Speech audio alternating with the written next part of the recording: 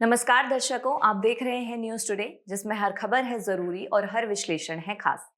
बात करते हैं मुख्य सुर्खियों की। भोपाल प्रशासन ने सभी सार्वजनिक स्थानों पर भीख मांगने और दान देने पर रोक लगा दी। एनटीपीसी ने कर्नाटक के कुडगी में अत्याधुनिक CO2 यानी कार्बन डाइऑक्साइड ऊर्जा भंडारण बैटरी का उत्पादन शुरू किया। कोयला मंत्रालय ने वित्तीय प्रोत्साहन योजना यानी FIS की श्रेणी 2 के अंतर्गत चयनित आवेदकों की घोषणा की। संसदीय समिति ने भारतीय उच्चतर शिक्षा आयोग यानी HECI विधेयक के ड्राफ्ट में अति केंद्रीकरण पर चिंता जताई। केंद्र सरकार ने सरकारी डिवाइसेस पर आर्टिफिशियल इंटेलिजेंस यानी AI टूल्स के उपयोग के प्रति कर्मचारियों को आगाह किया। भारतीय मानक ब्यूरो के महानिदेशक ने शैक्षणिक जगत उद्योग सहयोग पर बल दिया। चलिए बुलेटिन की शुरुआत करते हैं और बढ़ते हैं पहली मुख्य खबर की ओर। भोपाल प्रशासन ने सभी सार्वजनिक स्थानों पर भीख मांगने और दान देने पर रोक लगा दी। भोपाल प्रशासन ने भारतीय नागरिक सुरक्षा संहिता यानी BNSS 2023 की धारा 163 के तहत अपनी शक्तियों का प्रयोग करते हुए सभी प्रकार की भीख मांगने संबंधी गतिविधियों, भिखारियों को दान देने और भिखारियों से कोई भी सामान खरीदने पर प्रतिबंध लगा दिया है। आपको बता दें कि BNSS की धारा 163 जिला मजिस्ट्रेट को मानव जीवन के लिए खतरा या लोक शांति में व्यवधान को रोकने के लिए किसी भी व्यक्ति को किसी नियत कार्य को न करने का निर्देश जारी करने का अधिकार देती है। जनगणना 2011 के अनुसार भारत में 4.13 लाख भिखारी और आवारा लोग हैं। चलिए सबसे पहले भिक्षावृत्ति यानी भीख मांगने से संबंधित प्रावधान जान लेते हैं। आपको बता दें कि संविधान के अनुच्छेद 23 के अनुसार यह मानव तस्करी, बेगारी एवं अन्य प्रकार के जबरन श्रम पर रोक लगाता है। इस प्रकार यह अप्रत्यक्ष रूप से भिक्षावृत्ति को भी प्रतिबंधित करता है तथा भिक्षावृत्ति के कार्य में लगे व्यक्तियों के व्यापक पुनर्वास के लिए केंद्रीय क्षेत्र की योजना चलाई जा रही है, जो स्माइल योजना के अंतर्गत एक उप योजना है। स्माइल योजना का तात्पर्य आजीविका और उद्यम के लिए हाशिए पर रहे व्यक्तियों हेतु सहायता से है। स्माइल सामाजिक न्याय एवं आधिकारिकता मंत्रालय द्वारा शुरू की गई है। इसी के साथ राज्यों का विधान और परियोजनाएं जाने तो Bombay prevention of begging act BPBA 1959, Rajasthan भिखारियों या निर्धन व्यक्तियों का पुनर्वास अधिनियम 2012 आदि। वहीं न्यायिक निर्णय देखें तो हर्ष मंदिर केस 2018 में दिल्ली हाई कोर्ट ने BPBA 1959 के कुछ प्रावधानों को असंवैधानिक माना था, जो भीख मांगने को अपराध मानते थे। आइए इसकी आगे की राह यानी राष्ट्रीय मानवाधिकार आयोग की एडवाइजरी पर एक नजर डाल लेते हैं। भिखारियों के संरक्षण और पुनर्वास के लिए एक राष्ट्रीय नीति तैयार करनी चाहिए तथा जबरन भीख मंगवाने पर रोक लगाने के लिए मानव तस्करी विरोधी कानून को लागू करना चाहिए। इसी के साथ भिखारियों की शारीरिक, मानसिक और सामाजिक स्थिति के आधार पर उनका राष्ट्रीय डेटाबेस तैयार करना चाहिए। अन्य समाधान जाने तो आश्रय गृहों में आवश्यक सेवाएं प्रदान करनी चाहिए, भिक्षावृत्ति में संलग्न संगठित सिंडिकेट को खत्म करना चाहिए, लक्षित कौशल विकास और रोजगार को बढ़ावा देना चाहिए आदि। अगली खबर पर बढ़ने से पहले भिक्षावृत्ति से संबंधित समस्याएं भी जान लेते हैं। सबसे पहले है निर्धनता का दुष्चक्र। यह हाशिए पर बने रहने और सामाजिक बहिष्कार को कायम रखती है तथा आर्थिक प्रभाव देखें तो यह राष्ट्रीय उत्पादकता और आर्थिक समृद्धि को प्रभावित करती है। और अंत में है संगठित अपराध, जो आपराधिक गतिविधियों और शोषण को बढ़ावा देते हैं। चलिए बढ़ते हैं अगली मुख्य खबर की ओर। एनटीपीसी ने कर्नाटक के कुडगी में अत्याधुनिक CO2 कार्बन डाइऑक्साइड ऊर्जा भंडारण बैटरी का उत्पादन शुरू किया। यह अत्याधुनिक परियोजना त्रिवेणी टर्बाइन लिमिटेड और इटली के एनर्जी डोम के सहयोग से शुरू की गई है। इस परियोजना के तहत 160 मेगावाट घंटे की CO2 बैटरी ऊर्जा भंडारण प्रणाली स्थापित की गई है। यह उपलब्धि दीर्घावधि ऊर्जा भंडारण यानी long duration energy storage LDES के क्षेत्र में एक महत्वपूर्ण प्रगति को दर्शाती है। दीर्घावधि ऊर्जा भंडारण में 8 घंटे से लेकर कई दिनों, हफ्तों या मौसमों तक की लंबी अवधि के लिए ऊर्जा संग्रहित रहती है। आइए CO2 बैटरी ऊर्जा भंडारण प्रणाली के बारे में जान लेते हैं। पहला है CO2 बैटरी ऊर्जा भंडारण प्रणाली। जब ऊर्जा या विद्युत प्रचुर मात्रा में होती है यानी चार्जिंग फेज में होती है, तो यह प्रणाली CO2 को संपीड़ित करने एवं द्रव रूप में बदलने का कार्य करती है। साथ ही जब ऊर्जा की आवश्यकता होती है यानी डिस्चार्जिंग फेज होता है, तो टरबाइन को चलाने के लिए इसे वापस गैस के रूप में परिवर्तित करती है। दूसरा है कार्य प्रणाली। यह प्रणाली क्लोज्ड ब्रेटेन थर्मोडायनेमिक साइकिल पर कार्य करती है। इसमें वाष्प से तरल अवस्था में CO2 के भौतिक मापदंडों में हेरफेर करके बिजली की चार्जिंग और डिस्चार्जिंग होती है। तीसरा है अन्य बैटरी ऊर्जा भंडारण प्रणालियों के साथ तुलना। इलेक्ट्रोकेमिस्ट्री पर आधारित बैटरी ऊर्जा भंडारण प्रणाली के विपरीत यह विशेष इलेक्ट्रोमैकेनिकल टर्बो मशीनरी पर कार्य करती है, इसलिए इसकी कार्यक्षमता में समय के साथ बहुत कम गिरावट आती है। चलिए अब ऊर्जा भंडारण प्रणालियों के बारे में समझ लेते हैं।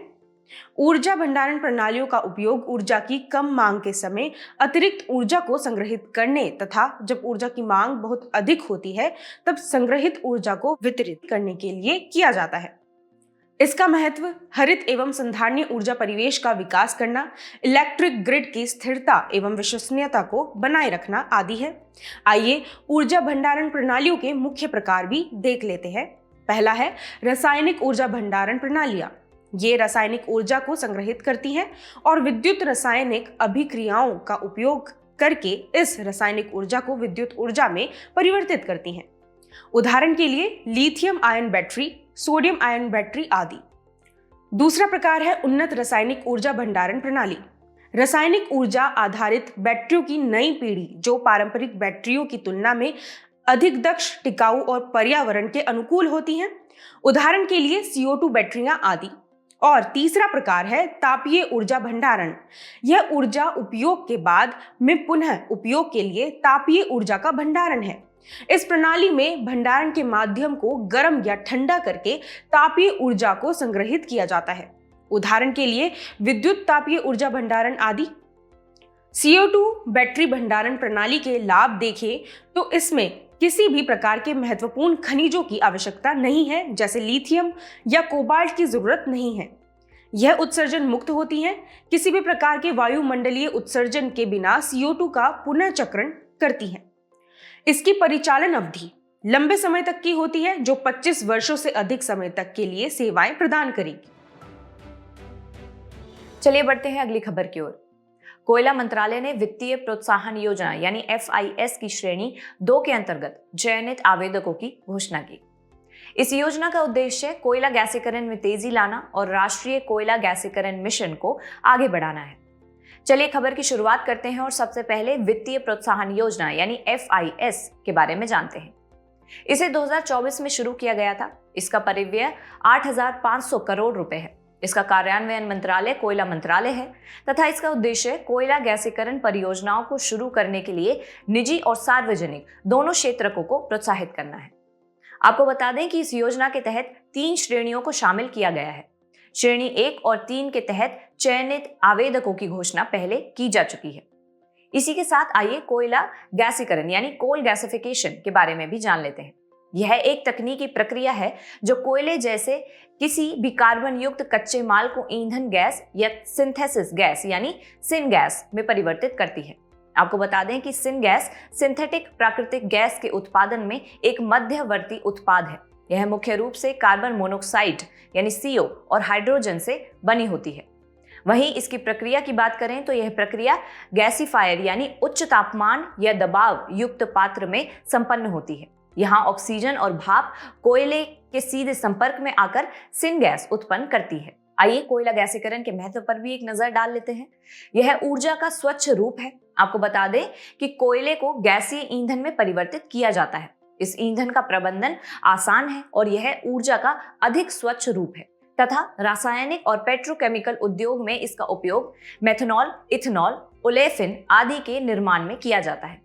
वहीं सिंथेटिक गैस का उपयोग देखें तो इसके कई उपयोग हैं, जैसे अमोनिया और हाइड्रोजन का उत्पादन, प्राकृतिक गैस का विकल्प, इस्पात उद्योग में रिडक्शन गैस के रूप में, विद्युत उत्पादन में आदि। और अंत में भारत के लिए इसका महत्व जाने तो भारत में मौजूद प्रचुर कोयला भंडार का उपयोग करना, तेल और गैस की जरूरतों के लिए आयात पर निर्भरता कम करना आदि है। राष्ट्रीय कोयला सूची 2023 के अनुसार देश में 378.21 बिलियन टन कोयला भंडार है। आइए अब राष्ट्रीय कोयला गैसीकरण मिशन के बारे में जानते हैं। इसका लक्ष्य 2030 तक 100 मिलियन टन कोयला गैसीकरण के लक्ष्य को प्राप्त करना है। इस मिशन का कार्यान्वयन 3 चरणों में किया जाएगा। पहले चरण में पायलट परियोजनाओं की स्थापना, दूसरे चरण में कोल इंडिया लिमिटेड के माध्यम से गैसीकरण प्रयासों को बढ़ाना तथा तीसरे चरण में चरण 2 में किए गए प्रौद्योगिकी उन्नयन के बाद 90 मिलियन टन कोयले का गैसीकरण करना। लाभ और महत्व के साथ साथ कोयला गैसीकरण में कुछ चुनौतियां भी मौजूद हैं, जैसे विशेषज्ञता का अभाव, अर्थात कोयला गैसीकरण के लिए घरेलू क्षेत्र के पास जरूरी विशेषज्ञता का अभाव है, तथा कोयले की उपलब्धता। गैसीकरण के लिए उपयुक्त कोयले की उपलब्धता भारत में सीमित है, क्योंकि भारत के कोयले में राख की मात्रा अधिक होती है। इनके अलावा पूंजी संबंधी आवश्यकताएं, इस क्षेत्र में निवेश के लिए अत्यधिक पूंजी की आवश्यकता होती है। और अंत में है कन्वर्जन टेक्नोलॉजी।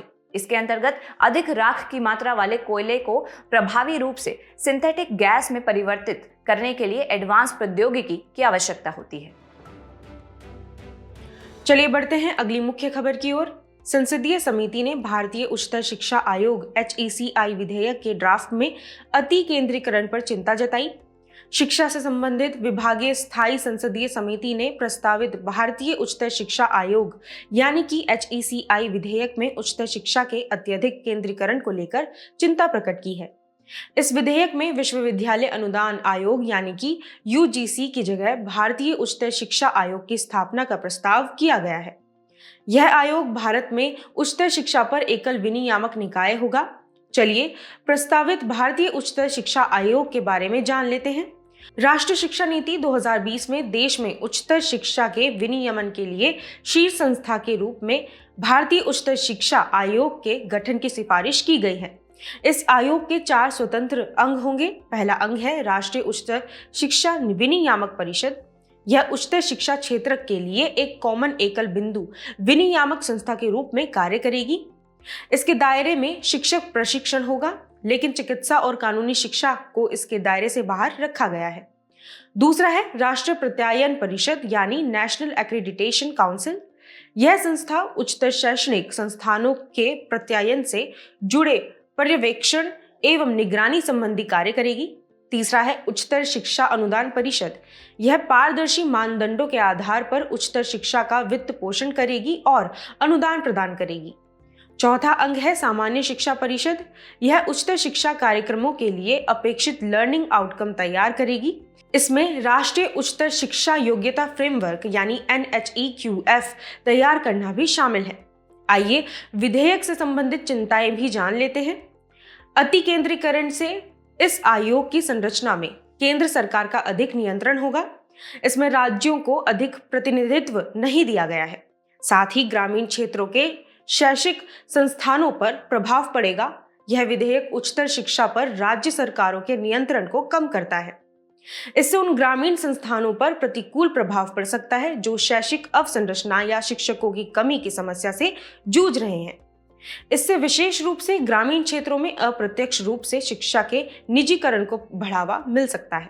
आइए अब ये जानने का प्रयास करते हैं कि आखिर भारतीय उच्चतर शिक्षा आयोग HECI की आवश्यकता क्यों है। उच्चतर शिक्षा के विनियमन में एक रूपता लाने के लिए HECI की आवश्यकता है। वर्तमान में भारत में उच्चतर शिक्षा को विश्वविद्यालय अनुदान आयोग UGC, अखिल भारतीय तकनीकी शिक्षा परिषद AICTE, राष्ट्रीय अध्यापक शिक्षा परिषद जैसी कई संस्थाओं द्वारा विनियमित किया जाता है। इससे एक रूपता नहीं बन पाती है। इसके अलावा विनियमन की यांत्रिक और शक्ति विहीन प्रकृति के समाधान हेतु कुछ संस्थाओं को अधिक अधिकार दिए गए हैं। इससे कई संस्थाओं के बीच हितों का टकराव होता है। इसके परिणाम स्वरूप किसी संस्था की जवाबदेही तय नहीं हो पाती है। चलिए अगली खबर की ओर बढ़ते हैं। केंद्र सरकार ने सरकारी डिवाइसेस पर आर्टिफिशियल इंटेलिजेंस यानी AI टूल्स के उपयोग के प्रति कर्मचारियों को आगाह किया। हाल ही में केंद्रीय वित्त मंत्रालय ने डेटा सुरक्षा जोखिमों का हवाला देते हुए सरकारी कर्मचारियों को आधिकारिक डिवाइसेस पर DeepSeek, ChatGPT जैसे AI टूल्स का उपयोग नहीं करने के लिए चेतावनी जारी की है। आपको बता दें कि गवर्नेंस में AI टूल्स के कुछ उपयोग हैं, जिनमें नीति निर्माण हेतु डेटा आधारित निर्णय लेना तथा AI संचालित बॉट्स के माध्यम से जनता तक सेवा पहुंचाना, जैसे टैक्स फाइलिंग में, शिकायत निवारण में आदि। हालांकि गवर्नेंस में AI टूल्स के उपयोग से संबंधित चिंताएं भी हैं, जैसे डेटा सुरक्षा और निजता के उल्लंघन का खतरा। AI मॉडल्स यूजर्स के इनपुट को विदेशों में स्थापित सर्वरों पर प्रोसेस करते हैं। इससे गोपनीय सरकारी डेटा इन टूल्स में संग्रहित हो जाते हैं। इन डेटा को अनधिकृत तरीके से प्राप्त या दुरुपयोग किया जा सकता है। उदाहरण के लिए 2017 में WannaCry रैंसमवेयर अटैक के कारण यूनाइटेड किंगडम की नेशनल हेल्थ सर्विस यानी NHS के कार्य संचालन में बड़े पैमाने पर बाधा उत्पन्न हुई थी। इसी के साथ पक्षपात और हेरफेर के खतरे भी मौजूद हैं। AI मॉडल्स को पूर्वाग्रह वाले डेटा के साथ प्रशिक्षित किया जा सकता है। इससे पक्षपातपूर्ण नीति निर्माण को बढ़ावा मिल सकता है या फिर किसी देश या समुदाय के प्रति भेदभाव बढ़ सकता है। आपकी जानकारी के लिए बता दें कि प्रतिस्पर्धी संस्थान या शत्रु देश डेटा पॉइजनिंग अटैक के जरिए AI आधारित नीतिगत सिफारिशों को प्रभावित कर सकते हैं। दरअसल डेटा पॉइजनिंग एक प्रकार का साइबर अटैक है जिसमें अटैकर AI के विकास में उपयोग किए जाने वाले प्रशिक्षण डेटा में हेरफेर कर देते हैं। उदाहरण के लिए संयुक्त राज्य अमेरिका में पूर्वानुमान आधारित पुलिसिंग एल्गोरिथम पर अश्वेत लोगों के साथ नस्लीय भेदभाव करने का आरोप लगा है। इनके अलावा जवाबदेही की कमी को देखें तो AI पर अत्यधिक निर्भरता बढ़ने से निर्णय लेने में लोगों की जवाबदेही कम हो सकती है। इससे गलतियों के लिए जिम्मेदारी तय करना कठिन हो जाएगा और आखिर में राष्ट्रीय सुरक्षा को खतरा पहुंचना। विदेशी शत्रु शक्तियां AI की कमियों का फायदा उठाकर नीति निर्माण को प्रभावित कर सकती हैं या जासूसी कर सकती हैं। यह विशेष रूप से भारत के लिए चिंताजनक है क्योंकि अधिकतर AI टूल्स विदेशी कंपनियों द्वारा विकसित किए गए हैं। चलिए खबर के अंत में इसकी आगे की राह भी जान लेते हैं। सॉवरेन AI की बात करें तो इससे आशय एक राष्ट्र की अपनी आधारभूत संरचना, प्रशिक्षण और अनुसंधान के उपयोग से AI मॉडल्स विकसित करने की क्षमता से है तथा भारत सरकार ने 10,000 करोड़ रुपए के बजट के साथ आर्टिफिशियल इंटेलिजेंस यानी AI कंप्यूटिंग मिशन योजना की घोषणा की है। इसी के साथ AI गवर्नेंस फ्रेमवर्क को मजबूत करना, जिसे नीति आयोग के सभी के लिए जिम्मेदार AI फ्रेमवर्क और डिजिटल व्यक्तिगत डेटा संरक्षण अधिनियम 2023 के कानूनी प्रावधानों के अनुरूप मजबूत करने की जरूरत है तथा मानव द्वारा निगरानी और जवाबदेही तय करनी चाहिए। AI में ह्यूमन इन द लूप यानी HITL मॉडल को लागू करना चाहिए। इससे महत्वपूर्ण निर्णयों में मानव द्वारा निगरानी सुनिश्चित होगी। चलिए बढ़ते हैं अगली मुख्य खबर की ओर। भारतीय मानक ब्यूरो के महानिदेशक ने शैक्षणिक जगत उद्योग सहयोग पर बल दिया। महानिदेशक ने इस बात पर बल दिया कि नवाचार और आर्थिक समृद्धि को बढ़ावा देने वाले मानकों को आकार देने में शैक्षणिक जगत उद्योग सहयोग की आवश्यकता है। आपको बता दें कि शैक्षणिक जगत उद्योग सहयोग तकनीकी उन्नति और आर्थिक विकास को बढ़ावा देने के लिए नवाचार के ट्रिपल हेलिक्स मॉडल का महत्वपूर्ण घटक है। आइए शैक्षणिक जगत उद्योग सहयोग का महत्व को समझते हैं।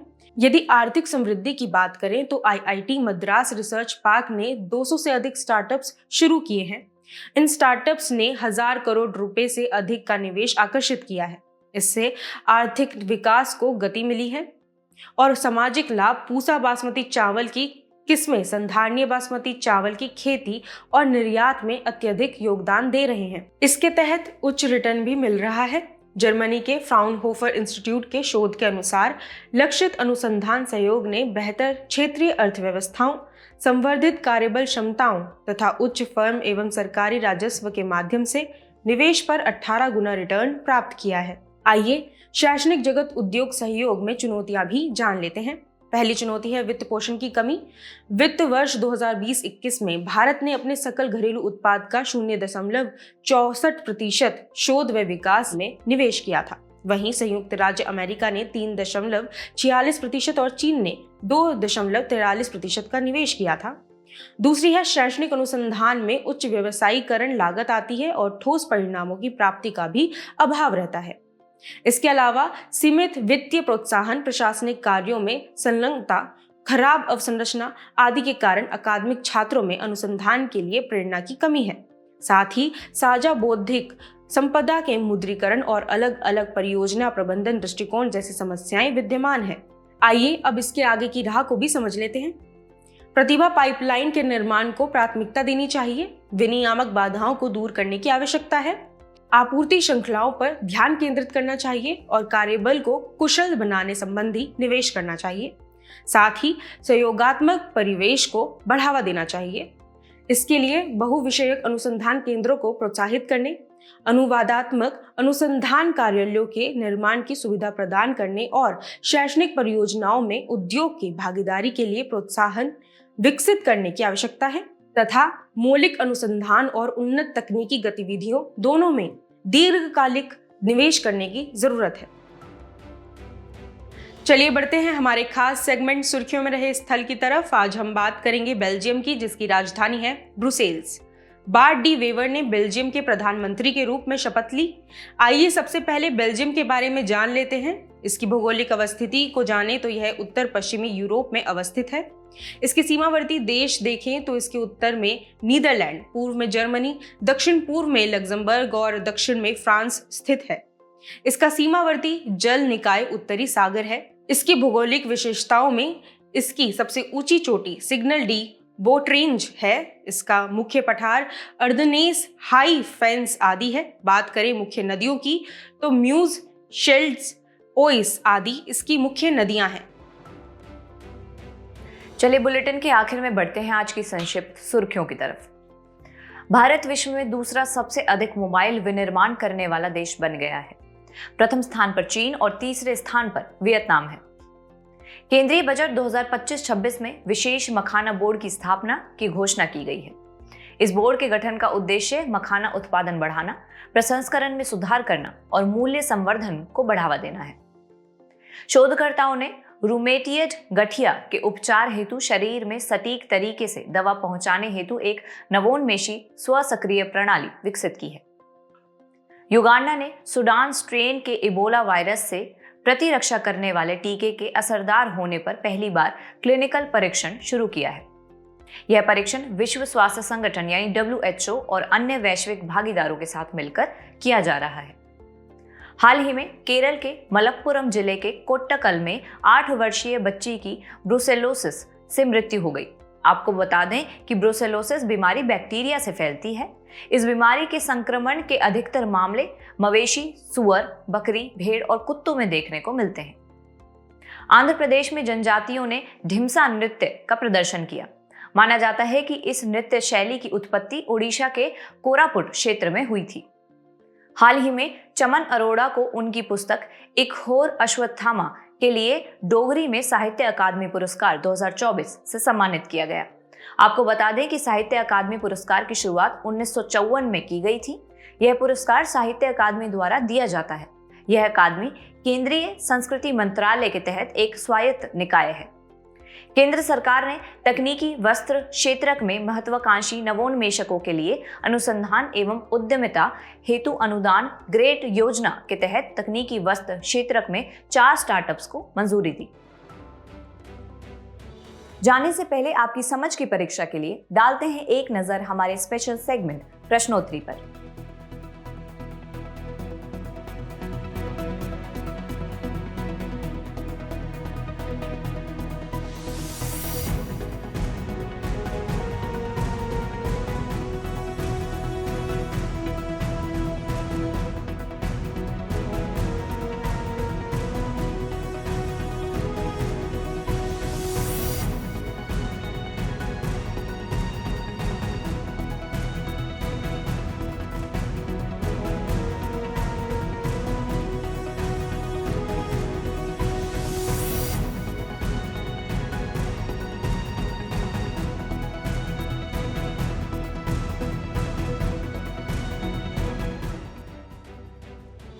हमसे जुड़ने के लिए आपका धन्यवाद। उम्मीद है न्यूज़ टुडे का यह बुलेटिन आपको पसंद आया होगा। न्यूज़ टुडे की PDF को डाउनलोड करने के लिए और आज की क्विज के उत्तर के लिए डिस्क्रिप्शन में दिए गए लिंक्स पर क्लिक कीजिए।